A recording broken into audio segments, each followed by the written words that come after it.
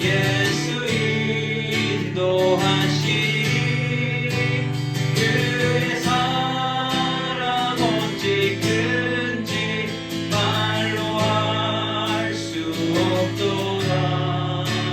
성령 감화받은 영혼 하늘 날아갈 때에 영영 부를 나의 찬송. 예수 인도하셨네. 영영 부를 나의 찬송. 예수 인도하셨네. 아멘.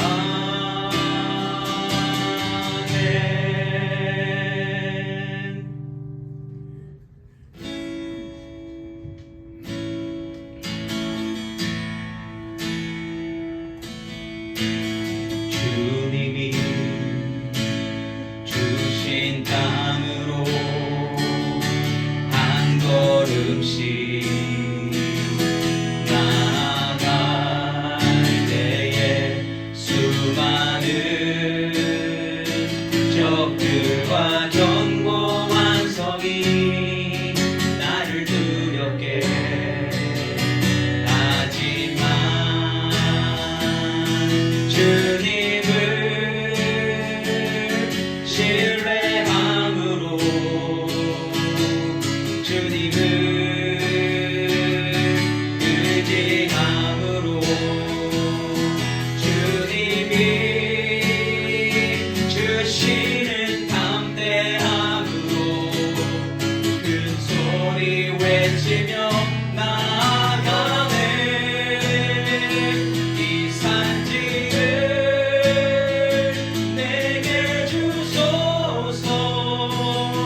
그날에 주께서 말씀하신 이제 내가 주님의 이름으로 그 땅을 취하리니. 이 산지를 내게 주소서. 그날에 주께서 말씀하신 이제 내가 주님의 이름으로 그 땅을 취하리니. 가나안 땅을 바라보는 여호수아와 갈렙은요, 다른 백성들과 특별한 마음이 있었을 겁니다. 그 마음으로 우리가 다시 한번 고백했으면 좋겠습니다. 주님이 주신 땅으로 한 걸음씩 나아갈 때에 수많은 적들과 견고한 성이 나를 두렵게 하지만 주님을 신뢰함으로 주님을 의지함으로 주님이 주시는 담대함으로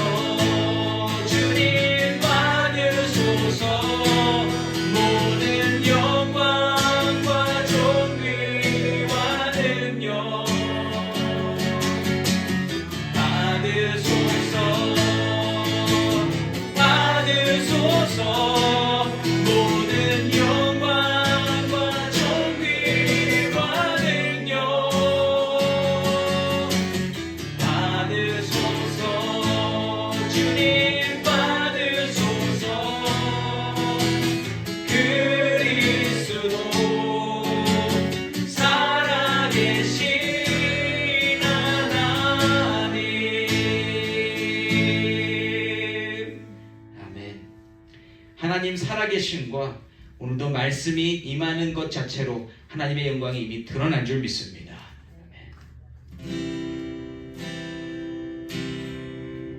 주님 말씀하시며 내가 나아가리라.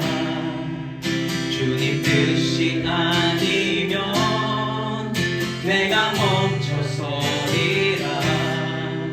나의 가고 서는 곳 주님 뜻에 있으니 오 주님 나를 이끄소서. 주님 말씀하시면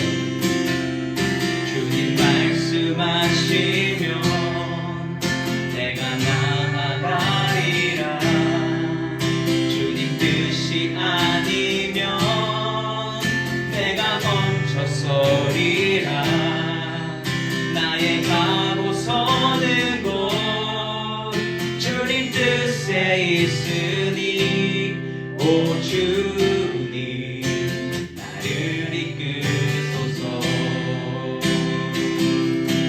뜻하신 그곳에 나 있기 원합니다. 이끄시는 대로 순종하며 살리니 연약한 내 영혼 통하여 일하소서. 주님 나라와 그 뜻을 위하여 뜻하신 그곳에 나 있기 원합니다. 이끄시는 대로 순종하며 살리니 연약한 내 영혼 통하여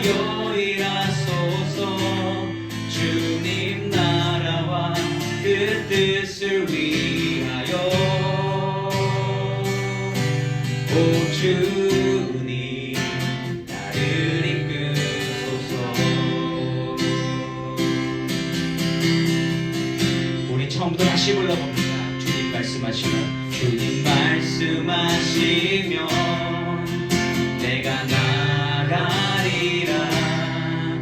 주님 뜻이 아니면 내가 멈춰서리라. 나의 가고 서는 곳 주님 뜻에 있으니 오 주님 나를 이끄소서. 뜻하신 그곳에 나 있기 원합니다. 이끄시는 대로 순종하며 살리니 연약한 내 영혼 통하여 일하소서. 주님 나라와 그 뜻을 위하여 뜻하신 그곳에 나 있기 원합니다. 이끄시는 대로 순종하며 살리니 연약한 내 영혼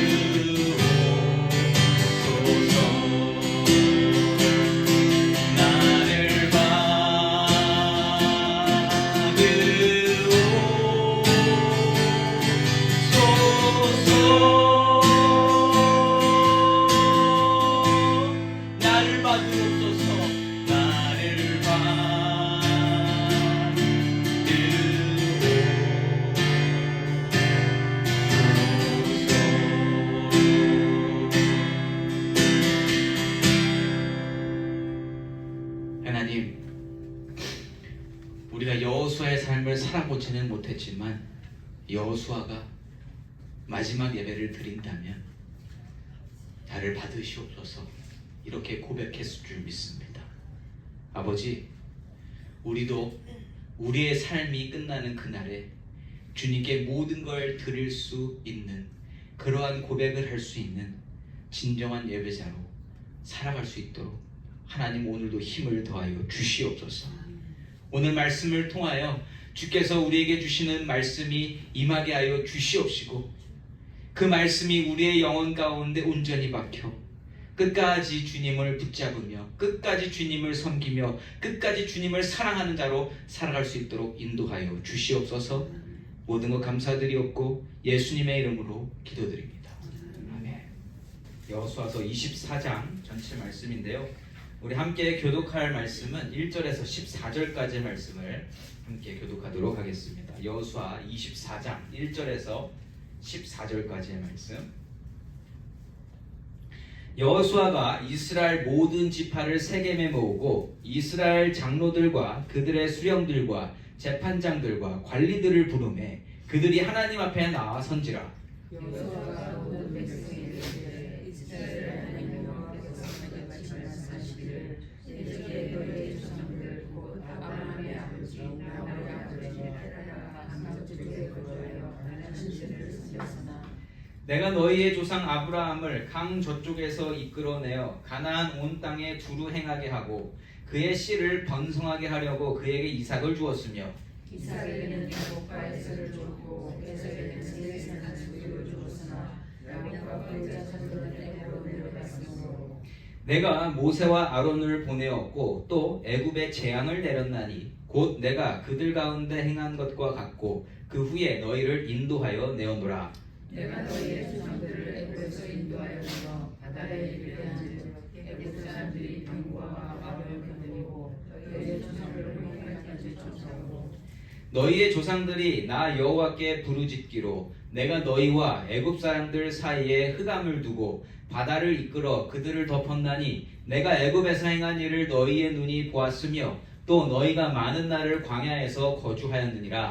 내가 또 너희를 인도하여 요단강 쪽에 거주하는 아모리 족속의 땅으로 들어가게 하매 그들이 너희와 싸우리고 너희를 너희 세대들 중에 너희가 그 땅을 점령하였고 나는 그들을 너희 앞에서 펼치셨으며 또한 모압 왕 십볼의 아들 발락이 일어나 이스라엘과 싸우더니 사람을 보내어 부올의 아들 발람을 불러다가 너희를 저주하게 하려 하였으나 내가 발람을 위해 듣기를 원하지 아니하였으므로 그가 오히려 너희를 축복하였고 나는 너희를 그의 손에서 건져냈으며 너희가 요단을 건너 여리고에 이른즉 여리고 주민들 곧 아모리 족속과 브리스 족속과 가나안 족속과 헷 족속과 기르가스 족속과 히위 족속과 여부스 족속이 너희와 싸우기로 내가 그들을 너희의 손에 넘겨주었으며 내가 왕벌을 너희 앞에 부르며 그 아모리 족속의 구함을 위하여 에서 쫓아내게 하였나니 너희의 칼이나 너희의 활로서 이같이 하시하며 내가 또 너희가 수고하지 아니한 땅과 너희가 건설하지 아니한 성읍들을 너희에게 주었더니 너희가 그 가운데에 거주하며 너희는 또 너희가 심지 아니한 포도원과 감람원의 열매를 먹는다 하셨느니라. 그러므로 이제는 여호와를 경외하며 온전함과 진실함으로 그를 섬기라.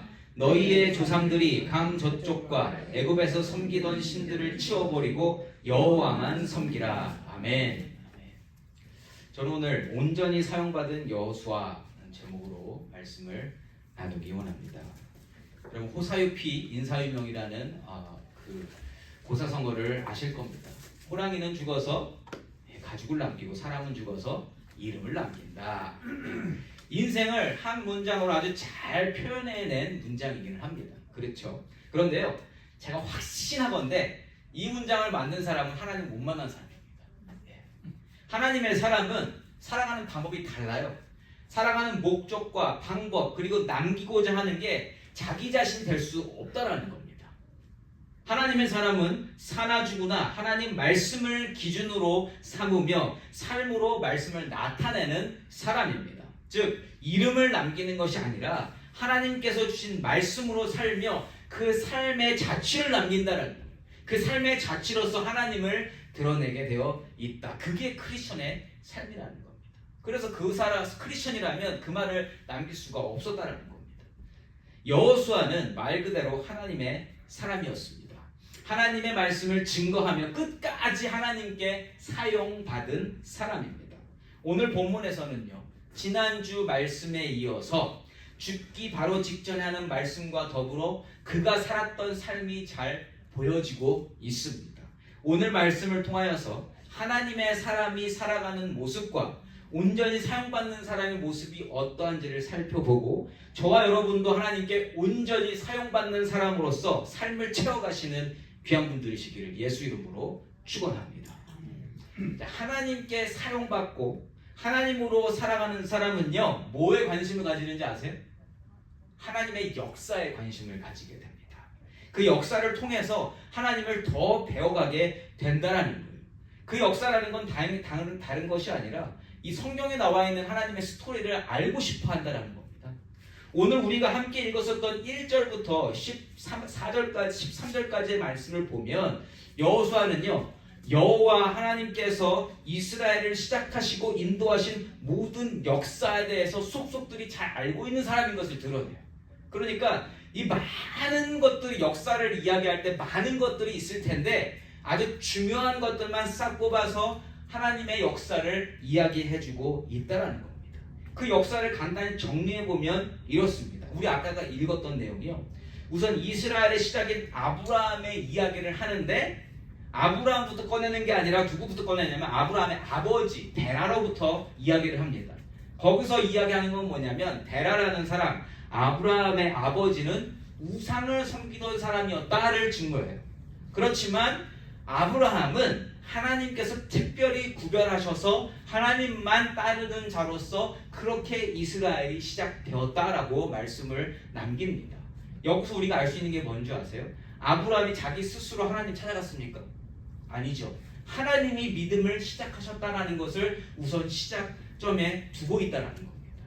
여호수아의 관점은요, 모든 것이 하나님으로부터 시작되었다는 것, 그것을 중심으로 모든 역사를 끌어당깁니다.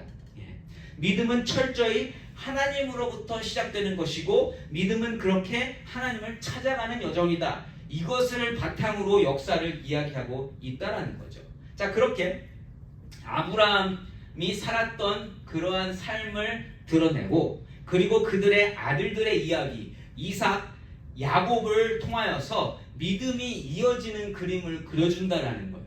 그런데 이삭과 야곱을 우리가 살펴봐도 결국 그들의 믿음도 하나님으로부터 온 것을 우리가 알게 됩니다. 그들이 믿음을 시작하거나 믿음을 붙잡으려고 애써서 되어진 것이 아니다라는 것을 알 수 있다라는 거죠. 자, 그리고 나서 그 믿음이 백성 전체의 믿음으로 이렇게 변환하는 과정, 즉 애굽에서의 삶, 그리고 출애굽의 역사, 광야 시절들의 이야기가 이어지고요. 또 여호수아가 함께 썼던 가나안 정복 사건을 같이 집어넣음으로 말미암아 이 모든 것 가운데 주체자는 하나님이셨다라는 것을 드러냅니다. 이때가 여호수아가 살아 있었을 때가 이때가 민족 전체로서 믿음이 가장 좋았었던 때가 아닌가 싶어요. 그렇지 않았을까 싶습니다. 어쨌든 수많은 사건 사고들이 있었고 이 이스라엘의 역사를 풀어내고자 하면 밤낮을 새워서 며칠 동안을 이야기해도 모자랄 것인데, 그런데 여호수아는 아주 짧은 13절의 내용으로 이 모든 것을 딱 맞췄다라는 겁니다. 근데 여기서 딱 참기름 짜듯이 쫙 짜면 뭐가 나오냐면 하나님이 믿음의 주체 되신다, 요거밖에 안 남는다라는 거예요. 이 모든 역사의 중심은 하나님께 있다. 그러니까 모든 이스라엘 역사, 그리고 여호수아 자신 스스로가 살았던 역사들을 하나님 중심으로 엮어내고 있다라는 겁니다. 이처럼 하나님의 사람은요, 내 인생뿐만 아니라 모든 인류의 인생을 하나님의 관점으로 보는 사람입니다. 저와 여러분도 우리 각자의 인생뿐만 아니라 내가 살고 있는 이 시대와 또 내가 있기 전에 그 이전 시대, 그 모든 역사들을 하나님의 관점으로 바라볼 수 있는 분들이시기를 예수 이름으로 축원합니다. 믿음이 있으면 그 역사에 관심을 가지게 된다니까요. 제가 역사를 진짜 싫어했거든요. 국사, 세계사 하여튼 뭐 그런 거 너무너무 싫어했어요. 왜냐하면 외워도 외워지지가 않네요 이게. 예. 수학은 좋아했어요. 왜냐하면 계산해서 답을 찾으면 되니까. 역사를 너무 싫어했는데 하나님을 알고 나서는 지금 저기다 놓은 책들 보면 역사책이 많이 있어요. 역사를 알고 싶은 거예요. 도대체 그 역사들 가운데 하나님이 어떻게 역사하셨을까? 이게 궁금해서. 자, 이렇게 하나님으로 관점을 가지게 되면 세계관과 가치관이 하나님으로부터 시작되어서 모든 것을 하나님의 눈으로 볼 수 있게 됩니다. 분별하게 된다는 거죠. 자, 그런데요, 이러한 삶을 살게 되는 것에 있어서 나의 결단, 나의 선포가 어느 정도 영향력이 있을까요? 내가 이렇게 살겠습니다 하는 것은 사실 별로 소용이 없다라는 겁니다. 왜냐하면 우리가 방금도 제가 여호수아 생각하면서 그 찬양을 불렀더니만 너무 복받치는 거예요. 근데 이런 복받침이 얼마나 갈까요? 이따가 9시 20분쯤 되면 없어질걸요? 예, 내가 언제 그랬나 싶을 겁니다. 그것처럼 내가 결단하고 뭔가 나로부터 시작되는 건 생명이 짧아요. 예, 그건 별로 영향력 없다. 그걸로 되어지지 않는다. 하나님을 살고 하나님을 드러내는 삶은 이 은혜를 받음으로 말미암아 되어진다는 거예요. 아까도 그렇게 은혜가 주어짐으로 말미암아 우리가 마음으로 찬양한 줄 믿습니다. 내가 시작한 게 아니라는 거죠. 자, 이렇게 모든 이스라엘 역사를 이야기하고 나서 여호수아가 정리하는 말씀이 뭐냐면 하나님 잘 믿으라는 말씀이에요. 14절 전반부 이렇게 나옵니다. 그러므로 이제는 여호와를 경외하며 온전함과 진실함으로 그를 섬기라. 아멘. 자, 이 말을 하기까지 모든 역사를 다 훑어잖아요. 그렇죠? 하나님께서 어떠한 역사를 이루어 주셨는지 당신들이 더 잘 알 것 아닙니까? 그러므로 이제는 여호와를 경외하며 온전함과 진실함으로 그를 섬기라. 예, 섬기라. 결국 이 말씀을 하고 싶었던 것이었습니다. 그런데 이 말씀을 함에 있어서 믿음의 주체는 하나님이시다라는 것을 먼저 밝히고 싶었었던 거죠. 예. 믿음의 주체가 만약에 내가 되어버리면 어떻게 되는지도 조언을 아끼지 않습니다. 14절 후반부 이렇게 나와요. 너희의 조상들이 강 저쪽과 애굽에서 섬기던 신들을 치워버리고 여호와만 섬기라. 아멘. 언제 그렇게 된다고요? 믿음의 주체가 내가 됐을 때, 믿음이 하나님으로부터 오는 것이 아니라 내가 뭔가를 하고자 하게 되면 결국에는 애굽에서 섬기던 신들과 그 가나안 족속들이 섬기던 신을 섬기게 될 거다. 그런데 그 신들 치워버리고 여호와만 섬겨라. 그러니까 여호수아가 가장 신경 쓰는 것 우상숭배입니다. 우상숭배. 여호수아가 이스라엘을 이러한 시점으로 바라보는 이유가 있어요. 지금껏 살아본 경험에서 자기가 여태까지 죽기 직전까지 와 보니까 결국 하나님 아니면 다른 거 이 두 개밖에는 없더라. 이 결론을 나온 겁니다. 이게 이스라엘을 폄하하거나 여호수아 자신보다 백성들을 낮게 보는 게 아니에요. 이건 그냥 인간의 본성이 이렇다라는 것을 나타내고 있는 겁니다. 그러니까 믿음의 주체가 하나님이 아닐 때에 반드시 모든 인간에게 일어날 수밖에 없는 필연적인 일이 우상숭배다라는 것을 언급하고 있는 거예요. 그러면서 누구를 섬길 것인지에 대한 진지한 질문을 던집니다. 15절 말씀입니다. 만일 여호와를 섬기는 것이 너희에게 좋지 않게 보이거든 너희 조상들이 강 저쪽에서 섬기던 신들이든지 또는 너희가 거주하는 땅에 있는 아모리 족속의 신들이든지 너희가 섬길 자를 오늘 택하라. 오직 나와 내 집은 여호와를 섬기겠노라 하니. 아멘. 자, 이 질문 보세요. 질문 되게 이상하게 느껴지지 않으세요? 만일 여호와를 섬기는 것이 너에게 좋지 않게 보이거든, 안 좋게 보이거든, 이걸 누구한테 질문하고 있어요? 이스라엘 백성들에게 질문하는 거예요. 그러니까 하나님을 잘 믿고 예수로 살고 있다라고 말하는 그러한 성도들에게 이렇게 얘기하는 겁니다. 예수님 섬기는 게 별로 좋지 않아 보이시거든 이렇게 하십시오. 다른 우상 섬기세요. 이렇게 제가 여러분들에게 질문하고 답하는 거랑 똑같다라는 겁니다. 네. 자, 그런데 이 질문이 이상하지 않으세요? 좀 바보 같은 질문으로 느껴지지 않습니까? 하나님 백성으로서 하나님 섬기는 거 당연한 거 아니에요? 예수를 믿는 자로서 예수 섬기는 거 당연한 일 아닙니까 여러분? 당연한 거잖아요. 그런데 여호수아가요 이렇게 너무나 당연하게 느껴지는 질문을 하는 이유가 있다는 겁니다. 여러분 아모리 족속이나 가나안 땅에 있는 우상을 섬기는 것 객관적으로 봐도 합당치 않고요. 그 누구도 지금 현재 이스라엘 백성 중에 그렇게 하고 싶은 사람 아무도 없을 겁니다. 아무도 없을 거예요. 그러다 보니까 당연한 대답이 들릴 거예요. 16절과 17, 18절 말씀입니다. 백성이 대답하여 이르되 우리가 결단코 여호와를 버리고 다른 신들을 섬기기를 하지 아니하오리니 이는 우리 하나님께서 친히 우리와 우리 조상들을 인도하여 애굽 땅 종되었던 집에서 올라오게 하시고 우리 목전에서 큰 이적들을 행하시고 우리가 행한 모든 길과 우리가 지나온 모든 백성들 중에서 우리를 보호하셨음이며 여호와께서 또 모든 백성들과 이 땅에 거주하던 아모리 족속을 우리 앞에서 쫓아내셨음이라. 그러므로 우리도 여호와를 섬기리니 그는 우리 하나님이심이니이다 하니라. 아멘. 당연한 답변이죠. 예. 지금 새 구절 정리하면 뭐예요? 어떻게 우리가 하나님을 배신할 수 있겠습니까? 예. 우리가 살아온 모든 시간 속에서 우리를 보호하시고 구원해 주시고 인도해 주신 하나님이신 걸 다 아는데 어떻게 우리가 배신하겠습니까? 우리도 여호와를 섬기리니 그는 우리 하나님이십니다 라고 고백을 해요. 저와 여러분도 하나님 떠올리면 똑같이 이러한 생각 들지 않으세요? 아 그렇죠. 하나님이 나의 인생을 여태까지 책임져 주셨고 앞으로도 책임져 주실 하나님이신 줄 믿습니다.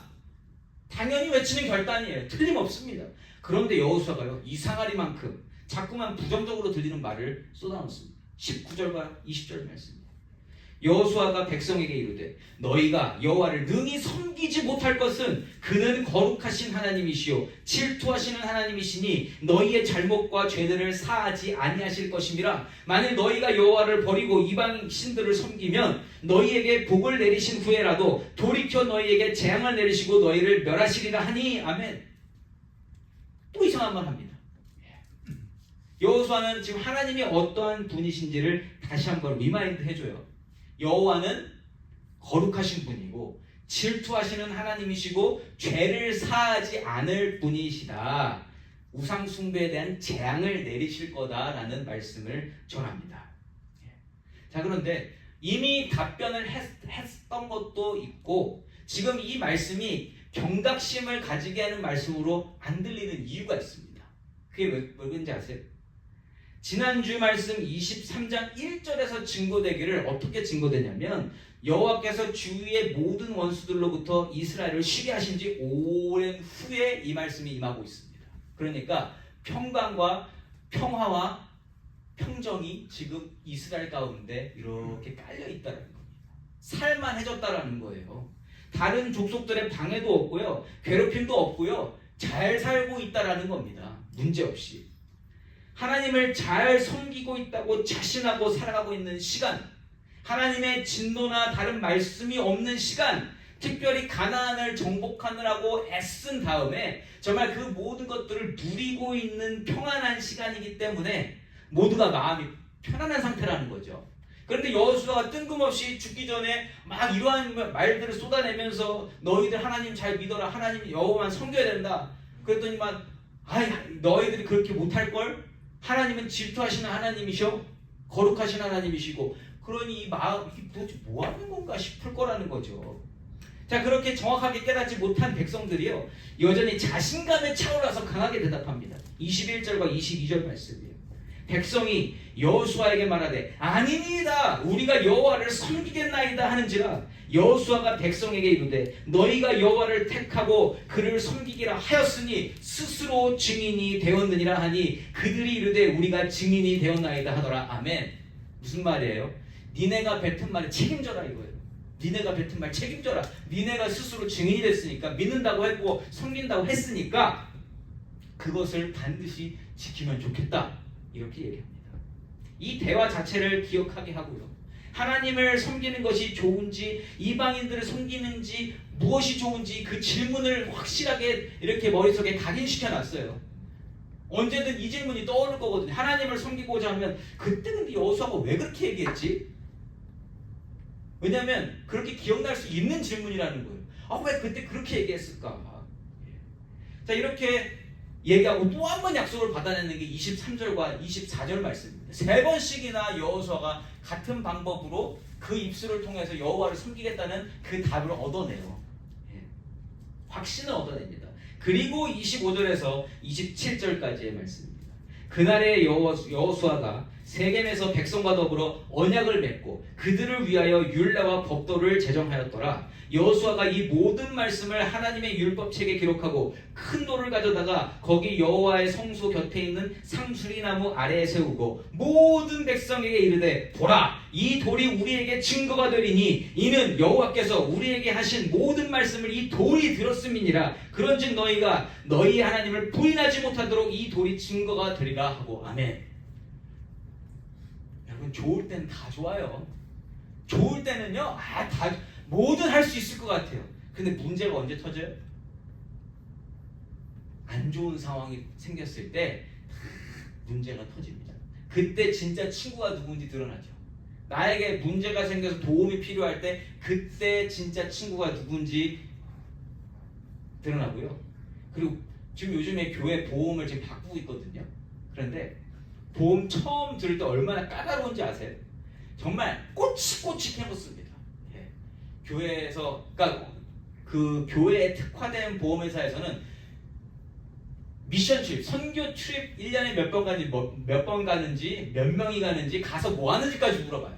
왜냐하면 나중에 정말 일이 일어났을 때 하나하나 제가 이야기한 대로 하지 않으면 커버가 안 되는 거예요. 그러니까 보험을 들을 때 다 마찬가지실 거예요. 자동차 보험도 그렇습니다. 보험 들 때는 아무 생각 없어요. 근데 사고가 나면 그때 하나하나 파고 들어가서 다 봤을 때 뭐가 맞았는지 그때 다 드러난다니까요. 하나님을 섬기는 거 마찬가지입니다. 좋을 때는 다 하나님 말씀 옳소이다, 따라갑니다, 사랑합니다, 뭐 하요. 근데 나중에 망가졌을 때 보잖아요. 그러면 언제 하나님이 그랬어요? 이렇게 된다니까요. 그래서 여호수아가 그러한 것들을 확실히 하기 위해서 3번씩이나 물어보고 돌이 들었다고까지 이야기합니다. 이 돌이 너희들의 증언을 들었으니 나중에 너희가 하나님을 부인하지 못하도록 할 것이다. 이렇게까지 못을 받고 있다는 겁니다. 여호수아가 오늘 자꾸 똑같은 질문을 하고 믿음에 대한 의심을 가지도록 유도하고 있음을 우리가 발견하는 거예요. 이 질문을 하면서 스스로 무슨 생각할까요? 나 믿음이 있는데 자꾸 왜 내 믿음을 자꾸 테스트하려고 그러지? 우리 믿음이 있다니까요. 나 하나님 믿는다니까요. 3번씩이나 같은 질문하면서 또 같은 대답을 얻어내는 과정에서 무엇을 이끌어내고 싶었을까? 제가 이거를 계속 고민했거든요. 도대체 여호수아가 왜 이걸 물어봤을까? 그리고 백성들은 분명히 자신감 있게 대답하지 않았습니까? 그런데 뭐가 못 믿어왔고 뭔가 마음에 확신도 없고 채워지지 않으니까, 그러니까 원하는 게 없으니까 계속 물어봤을 거다라는 생각이 들었어요. 그래서 제가 내린 결론은 이겁니다. 여호수아가 정말 듣고 싶었던 건 그 백성들이 막 결단하고 선포하는 그게 아니었다라는 거예요. 잘 믿겠습니다. 이게 아니라 백성들이 하나님을 정말 사랑하고 하나님을 따르고자 하는 그 마음을 듣고 싶었는데 그게 안 들린 것 같아요. 그게 모든 것이 하나님의 은혜로 되었습니다라는 것, 그러한 진정한 고백을 듣고 싶지 않았나 싶어요. 저는. 그러니까 이제 내가 죽고 이제는 하나님의 은혜로 누군가가 또 세워지고 해서 이 이스라엘이 역사가 계속 이루어질 텐데, 여태까지 하나님의 사람이라고 일컬어졌던 아브라함, 이삭, 야곱 모두 보면은 다 하나님을 사랑했던 사람들입니다. 하나님을 진정 사랑했고 하나님을 정말 순종했고 하나님으로 살았던 사람들이거든요. 그러한 고백을 듣고 싶었지 않았나 싶어요. 근데 이게 안 들린 겁니다. 제가 봐도 그 감정이 안 느껴져요.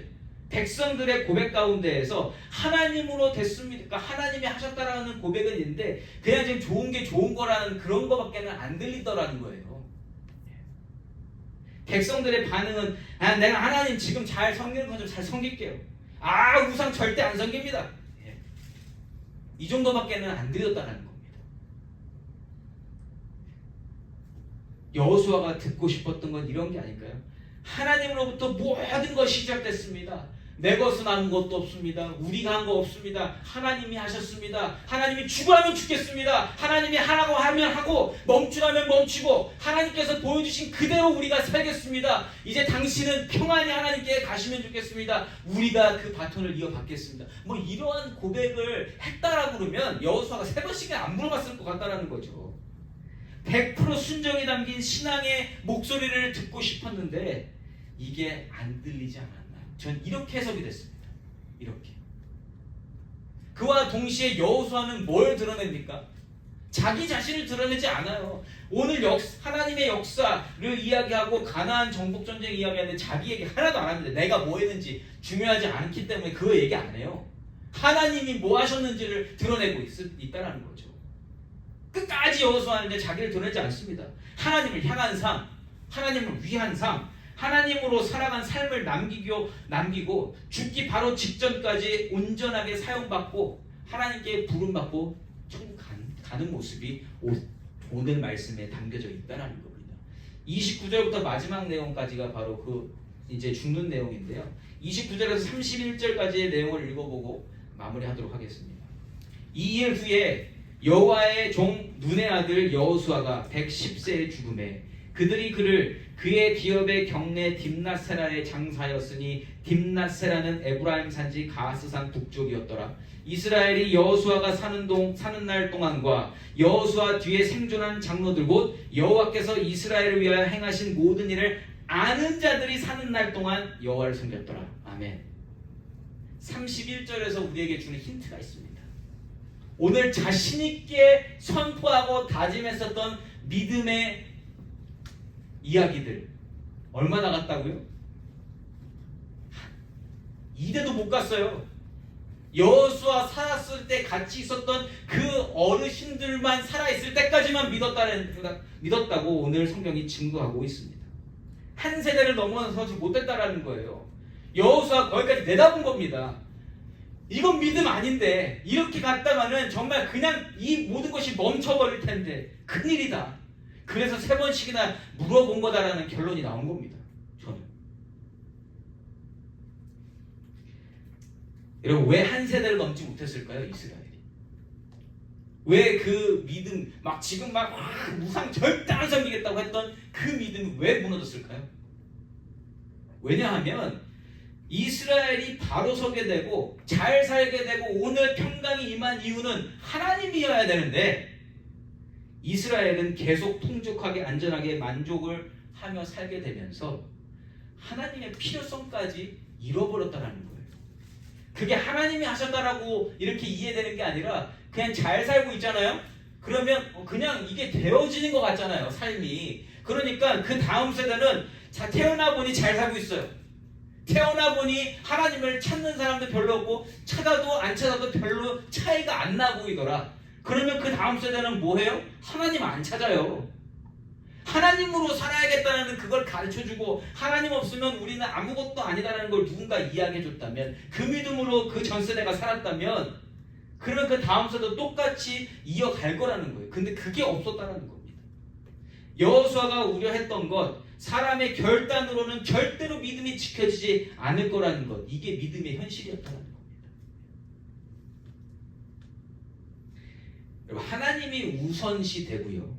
하나님의 존재를 알고 이 모든 역사를 하나님의 눈으로 보고요. 하나님 아니면 안 되겠구나라는 것을 절실히 알고 사는 사람, 그렇게 하나님을 믿고 사는 사람은요. 하나님의 필요성이 별로 중요하지 않습니다.